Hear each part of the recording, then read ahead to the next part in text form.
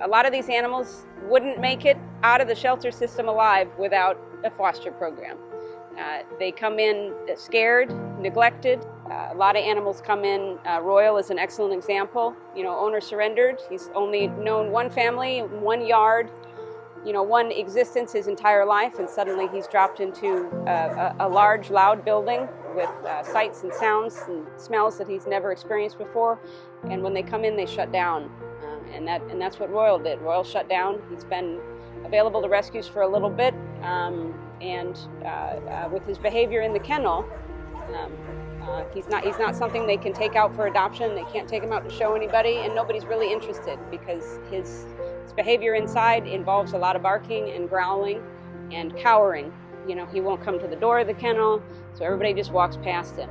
And nobody's interested in adopting a dog that does that. Now, obviously, you can see that's not him at all. It's not his personality, not his temperament. But the reason I brought him out for this interview was because if this dog does not get pulled by a rescue and go into a foster home, there's a very, very good chance that he'll have to be put down tomorrow, simply because of the space and his behavior here. And these are the animals that need that extra chance. They need that time outside of the shelter in a family environment. The fosters can determine what their personalities are, what their temperament is. These are the types of things that adopters are going to need to know. When animals go into foster and they get placed through rescues, there's less of a chance that they're going to come back after being adopted because they turned out not to be what they thought they were going to be. The adopter wants to know how the animal is in a home environment. Does it get along with other animals? How is it with children?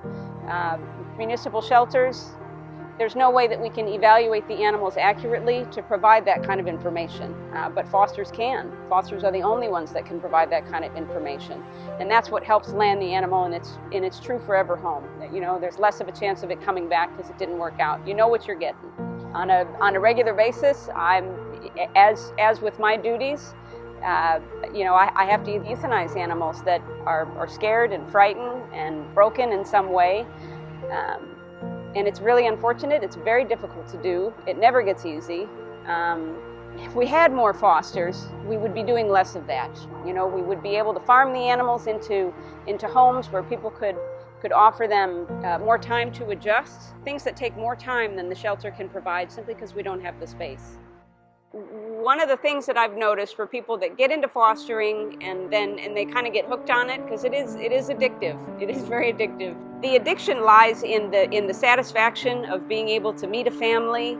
You fall in love with the family. You see what they're about. You see the animal with the new family. It's an irreplaceable feeling to see that the animal you've put so much time and energy into is going the exact place where it was meant to go. A lot of times they'll send you photos and updates. If you go back in your memory banks and you remember what it was like the first day you saw the animal when they were in the shelter and they were cowering and scared and they had no other options left but you, that's where the fulfillment is. You realize that you were that animal's last option, and it turned out to be the best option because you did absolutely amazing with the dog, and that's the addiction. You just can't wait to do it again because there's always another one that's in need.